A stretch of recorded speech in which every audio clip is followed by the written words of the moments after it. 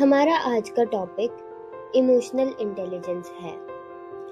हमारे देश में भावनाओं की भरपूर सांस्कृतिक विविधता है। यह भावनात्मक विकास के लिए एक फलदार भूमि है। फिर भी यहाँ इमोशनल इंटेलिजेंस को कैसे जागरूक किया जा सकता है, इसका हमारे जीवन पर क्या प्रभाव हो सकता है और यह हमारे राष्ट्र की समृद्धि के लिए क्यों महत्वपूर्ण है, इसके बारे में हम आज चर्चा करेंगे। लेकिन पहले यह समझते हैं कि इमोशनल इंटेलिजेंस है क्या। अपनी और दूसरों की भावनाओं को पहचानने, समझने, परिबंधित करने और उन्हें प्रभावी रूप से प्रयोग करने की क्षमता ही इमोशनल इंटेलिजेंस है। यह सिर्फ भावनाओं के बारे में नहीं, यह उन्हें समझने और उन्हें सुधारने के लिए है। इमोशनल इंटेलिजेंस की महत्वता। हमारे रिश्ते हमारे समाज की कमजोरी होते हैं और जब हमारी EQ की समझ अच्छी होती है तो वे फलदार हो जाते हैं।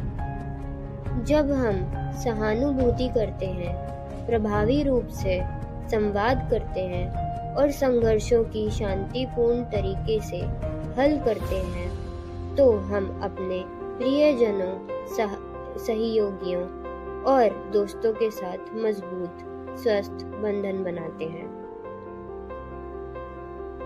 भारत की तेज जीवन की चाल साथ में तनाव और चिंता भी लाता है।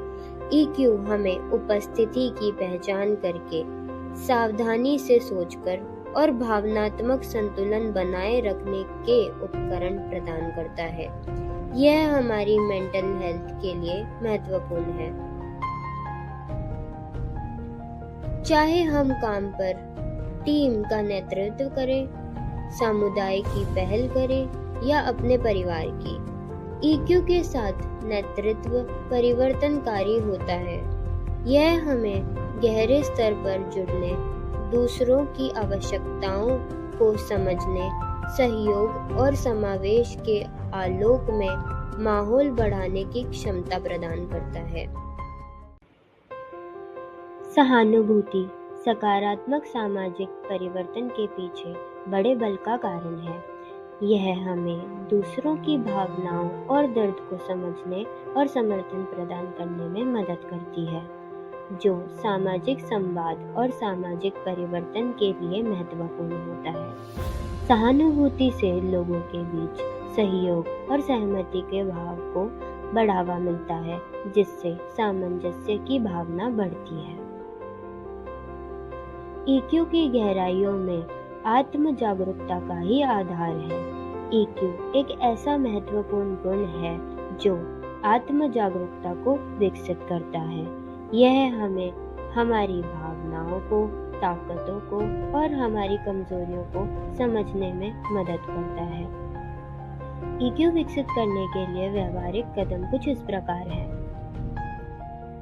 अपनी भावनाओं, उत्तेजनाओं और व्यवहार के पैटर्न को समझने के लिए समय निकालें। दूसरों की भावनाओं को समझने और मूल्यांकन करने का अभ्यास करें। जब कोई व्यक्ति आपसे बात कर रहा हो तो उसका पूरा ध्यान दें। दूसरे की विचारों का नकारात्मक या सकारात्मक निर्णय किए बिना सुनें। स्पष्टीकरण जानकारी के लिए सवाल पूछें। दूसरे की भावनाओं को समझें और सहानुभूति करने का प्रयास करें। खुद को स्पष्ट और प्रामाणिक रूप से व्यक्त करने का अभ्यास करें। मेडिटेशन या गहरी सांस लेने जैसी तकनीकों को अपनाकर दबाव के तहत शांत रहने का अभ्यास करें। आत्म-बुद्धिमत्ता को विकसित करना केवल एक व्यक्तिगत यात्रा नहीं है, यह सामाजिक अनिवार्यता है।